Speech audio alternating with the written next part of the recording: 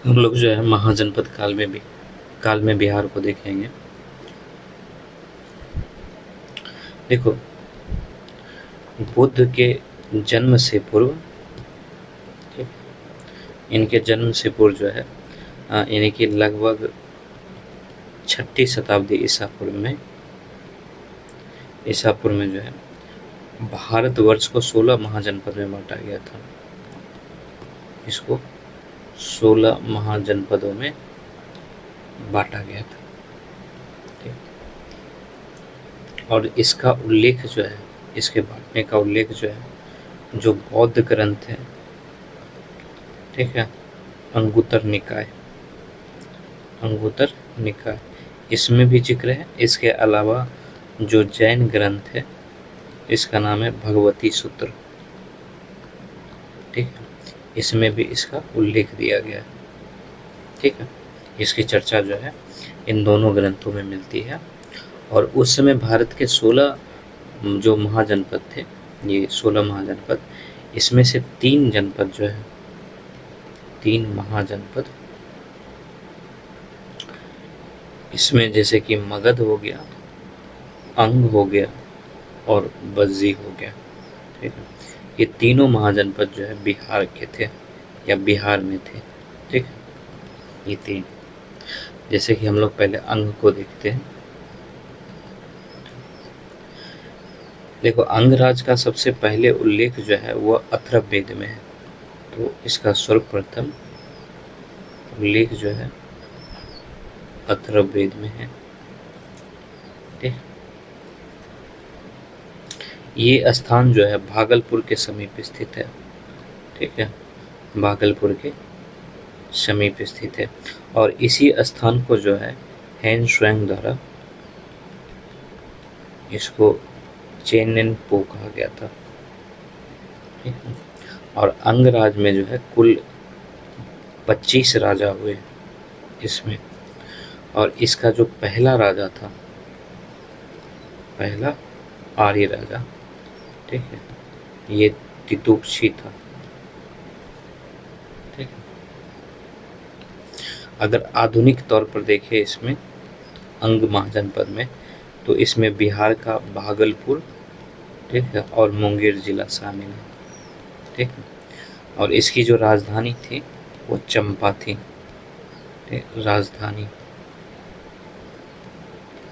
राजधानी जो है वो चंपा था, ठीक है। अंग प्रदेश की राजधानी जो है वो चंपा थी, ठीक। इसके अलावा जो है, जो महाभारत में कुंती पुत्र हैं, ठीक है, कर्ण, ठीक है, कर्ण जो है यहाँ के अंतिम राजा थे, ऐसा बताया गया है। ये कर्ण जो है महाभारत वाला कर्ण है, ठीक है, जो कुंती का पुत्र था, लेकिन पांडव के विरुद्ध ये लड़ रहे थे। तो ये जो है यहाँ के अंतिम राजा थे। और महाभारत के युद्ध के पश्चात जो है अंग और मगध राज के बीच, ठीक है, इसमें लगातार संघर्ष था, लगातार संघर्ष चल रहा था। और इस संघर्ष के दौरान जो है अंतिम 3 राजा, उसमें दधिवाहन, ठीक है, दर्दवर्मन और ब्रह्मदत्त, ठीक है, ये 3 राजा हुए थे। जो दधिवाहन थे, ठीक है, इन्हीं की पुत्री जो है चंदना थी, चंदना।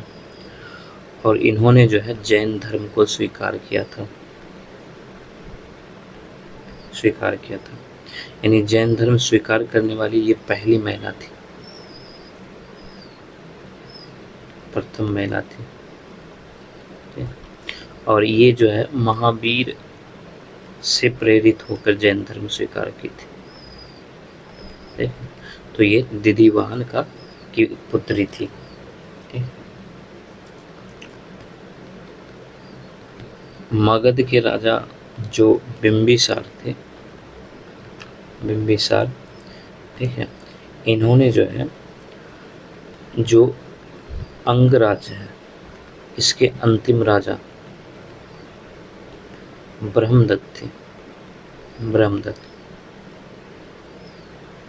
ठीक है, इसी के समय जो है अंग राज्य को मगध राज्य में मिला लिया गया, मगध साम्राज्य में मिला लिया। ठीक है, और मिलाने के बाद जो है जो बिंबिसार का पुत्र था अजातशत्रु, इसको जो है अंग राज्य का यानी अंग का जो है प्रांतपति नियुक्त किया गया था, प्रांतपति नियुक्त किया गया था मिलाने के बाद। ठीक, अब हमारा दूसरा जो है, इसमें 3 था तो अंग पे चर्चा हो गई। अब हम लोग बज्जी देखते हैं, फिर लास्ट में मगध देखेंगे। बज्जी संघ,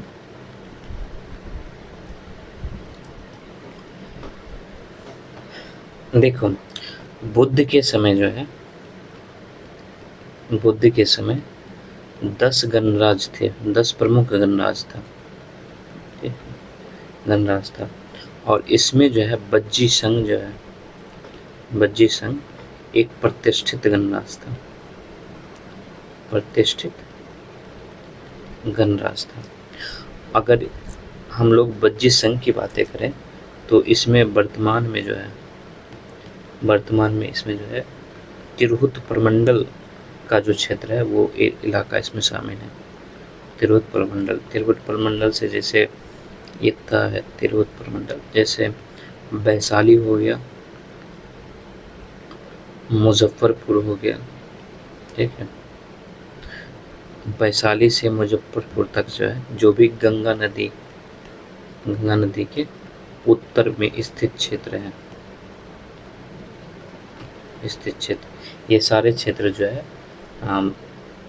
बज्जी का था। ठीक है,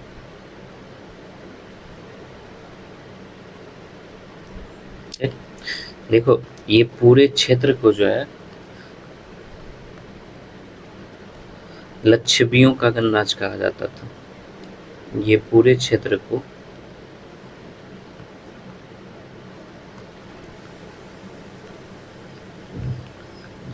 लक्षिवियों का गणराज कहा जाता था। और इसी के गणराज में जो है 8 कुलों का एक संघ था। ठीक है, ये जो लक्षिवी का गणराज था इसमें 8 कुलों का, मतलब यही जो है 8 कुलों का एक संघ था। और इसमें जो कुल थे उसमें विदेह था, याग्रित था, यात्रिक, उसके बाद लक्षिवी था। ठीक है, और बज्जी था। ठीक है, तो हमारा जो बज्जी था वो यहाँ था। ठीक, यानी कि वैशाली से मुजफ्फरपुर, यानी कि तिरहुत प्रमंडल के अंतर्गत जो वैशाली से मुजफ्फरपुर का जगह मतलब क्षेत्र आता है, और इसमें भी गंगा नदी के उत्तर में जो स्थित क्षेत्र है उस क्षेत्र को लक्षिवियों का गणराज कहा जाता था। और जो लक्षिवियों का गणराज था वो 8 कुलों का संघ था। और इसमें जो है विदेह, यात्रिक, लक्षिवी और बज्जी जो है प्रमुख थे। तो बज्जी जो है यहाँ से आया था। ठीक है, जो बज्जी है, बज्जी संघ, इसकी राजधानी वैशाली थी,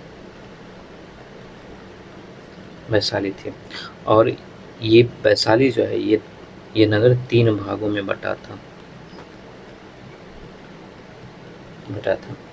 ठीक है, और जो बज्जी संघ है ये लक्षिवी गणराज का, या लक्षिवी गणराज इतिहास में प्रथम गणतंत्र भी था।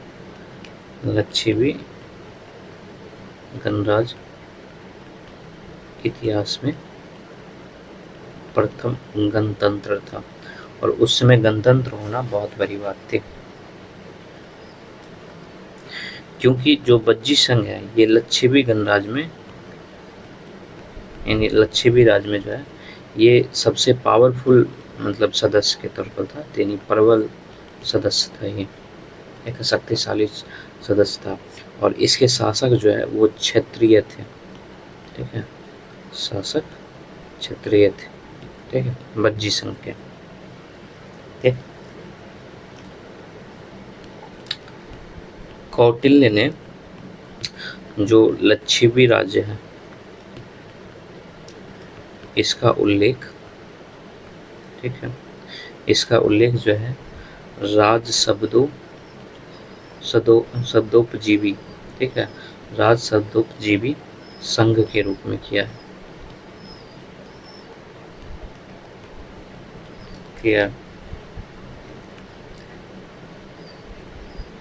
ठीक, देखो इसी में एक और सदस्य था, उसका नाम यात्रिक था, ठीक है, ये वाला, इसको सात्रिक भी कहा जाता था, ठीक है, और इसी का प्रमुख जो है वो सिद्धार्थ था,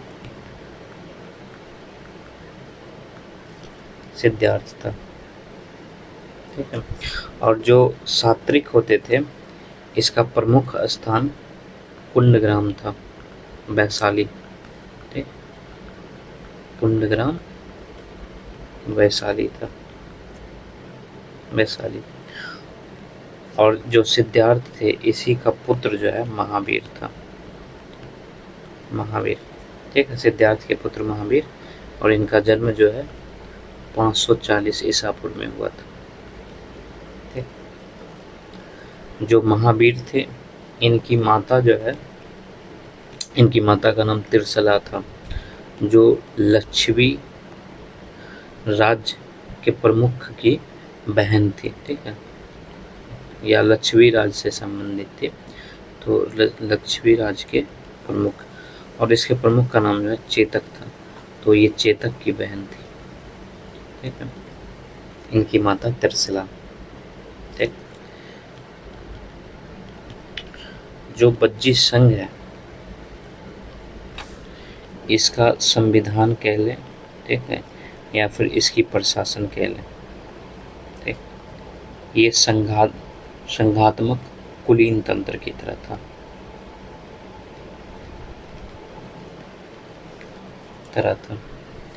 जो राजाओं की संस्था होती थी, राजाओं की संस्था, ये राजाओं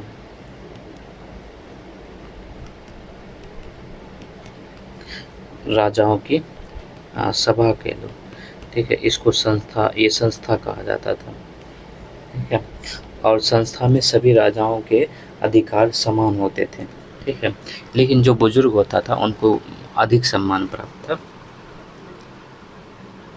ठीक है। बज्जी संघ में ही जो है आम्रपाली जो नर्तकी थी उसकी नियुक्ति की गई थी, तो बज्जी संघ के अंतर्गत वैशाली की नगरवधु, ठीक है, नगरवधु, ठीक, वैशाली के नगरवधु ये पद का नाम है, ठीक है, तो वैशाली के नगरवधु के पद पर जो है एक प्रसिद्ध नर्तकी को नियुक्त किया गया था,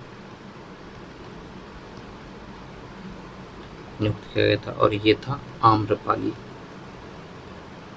ठीक है। और इस आम्रपाली का संबंध जो है जो मगध नरेश बिंबिसार है, ठीक है, बिंबिसार, ठीक है, इसके साथ था आम्रपाली का, ठीक।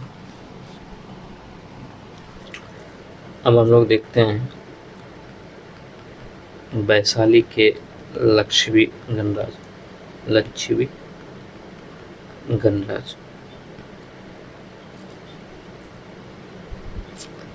हमने ये देखा कि जो बौद्धकालीन समय था,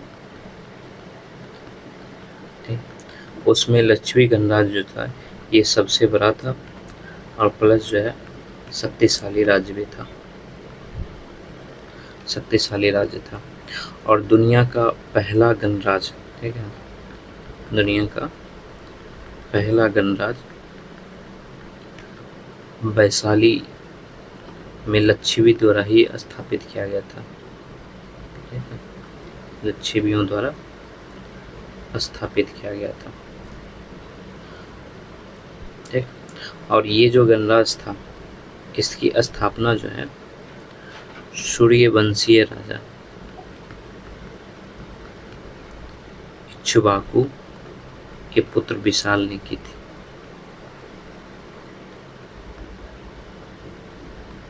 ठीक है।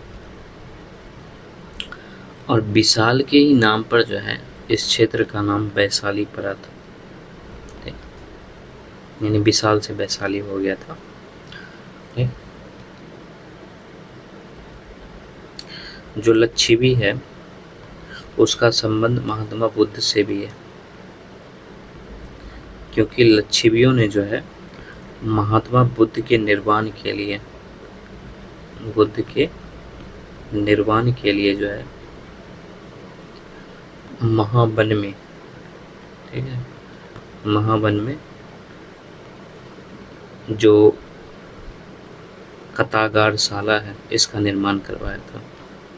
महावन में प्रसिद्ध कतागारशाला का निर्माण करवाया, ठीक है, निर्माण करवाया था। इसके अलावा जो बज्जी संघ है इसके प्रधान राजा जो है चेतक थे, हमने इसकी चर्चा की थी। और चेतक की पुत्री जो है इसका नाम चेलना था, ठीक है।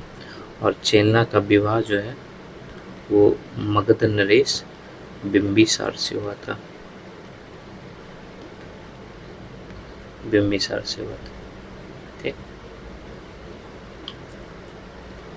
देखो ऐसा कहा जाता है कि ईसा पूर्व 7वीं सदी में, ठीक है, 7वीं सदी में जो है जो वैशाली के लच्छिवी राज थे, लच्छिवी राज थे, ये गणतंत्र से राजतंत्र हो गया था, ऐसा कहा जाता है, राजतंत्र में परिवर्तित हो गया। और यहाँ पर जब राजतंत्र आया था, ठीक है, तो जो वैशाली राजवंश का प्रथम शासक जो है, प्रथम शासक नवनिर्दिष्ट थे, ठीक है, नवनिर्दिष्ट था। और इसका अंतिम राजा सुति था। सुति का नाम ही जो है परमाती है, ठीक। और इस राजवंश में जो है कुल 24 राजा हुए थे, ठीक। हम लोग जो है आम्रपाली पे भी चर्चा कर लेते हैं, क्योंकि इससे भी सवाल रहते हैं। हम लोगों ने देखा था कि जो आम्रपाली है वो वैशाली, यानी इसको नगर वधु के पद नियुक्त किया गया था, या लच्छी भी कह सकते हैं। तो यहाँ की जो है राज नृतांगना थी ये, ठीक है, राज नृतांगना थी, ठीक है। ऐसा कहा जाता है कि ये परम रूपवती थी, यानी कि इससे खूबसूरत कोई नहीं था। इसके अलावा ये जो है कला में भी बहुत प्रवीण थी, ठीक है। इसके अलावा ये गायिका भी मतलब गाती भी थी। और उस समय जो है जो राजनर्तकी पद था, ठीक है, ये बहुत ही गौरवपूर्ण पद था, ठीक है, या फिर ये सम्मानित पद था, ठीक, सम्मानित पद था। और संघ, जो महात्मा बुद्ध का संघ था, संघ में प्रवेश के आग्रह के पश्चात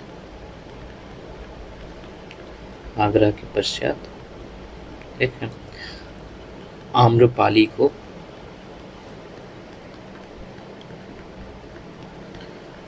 महात्मा बुद्ध ने अपने संघ में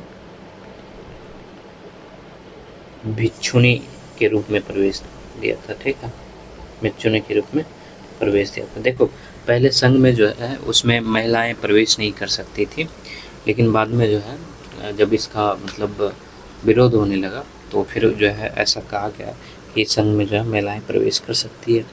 फिर जब संघ में महिलाएं प्रवेश करने लगी तो आम्रपाली को भी जो है भगवान बुद्ध के संघ में भिक्षुणी के तौर पर प्रवेश दिया गया था।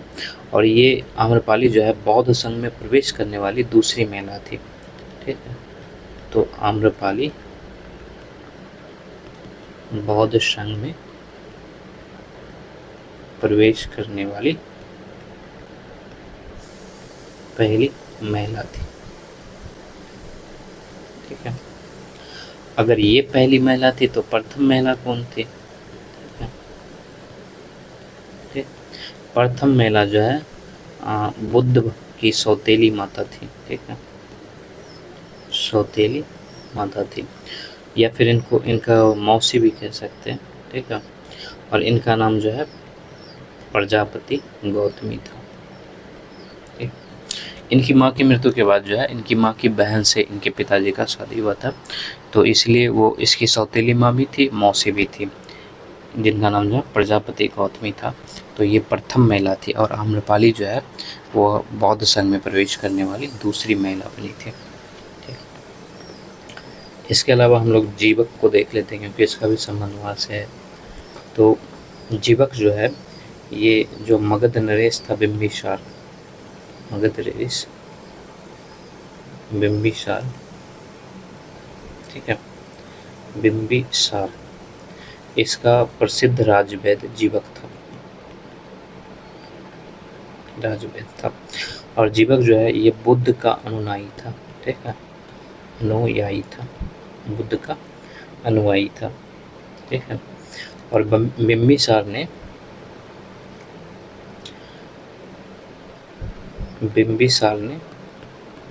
ठीक है जीवक को तक्षशिला में शिक्षा हेतु भेजा था, तक्षशिला में शिक्षा हेतु भेजा था। और ये जो तक्षशिला है ये कश्मीर में था। ठीक, और यहाँ पर जीवक जो है उन्होंने आयुर्वेद का अध्ययन किया। ठीक है, आयुर्वेद का इन्होंने अध्ययन किया, और बाद में जीवक जो है एक बहुत बड़ा चिकित्सक राजवैद्य बन गया। ठीक है, इसके अलावा जीवक जो है आगे जाके जो राजगिरी था, ठीक है, इसके निकट एक जगह था, इसका नाम अम्बवन था। ठीक है, इसको अमरोद्यान भी कहा जाता था। ठीक है, यहाँ पर इन्होंने अपना एक हॉस्पिटल खोला था, यानी चिकित्सालय खोला था, चिकित्सालय खोला। और यहीं पर जो है इनकी मुलाकात महात्मा बुद्ध से भी हुई थी, महात्मा बुद्ध से मुलाकात हुआ था। ठीक, महात्मा बुद्ध से मुलाकात हुआ था, और यहीं पे जब मुलाकात हुआ तो ये महात्मा बुद्ध का अनुयायी बन गया था।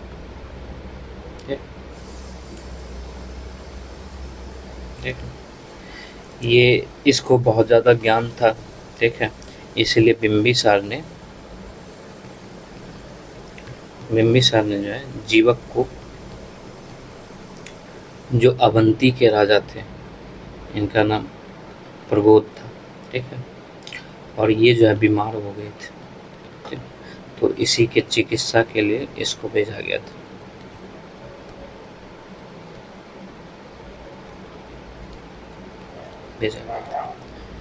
हम लोग यहीं तक रखते हैं इसमें, नहीं तो फिर शायद दूसरे जगह पे चलो, यहीं तक रखते हैं।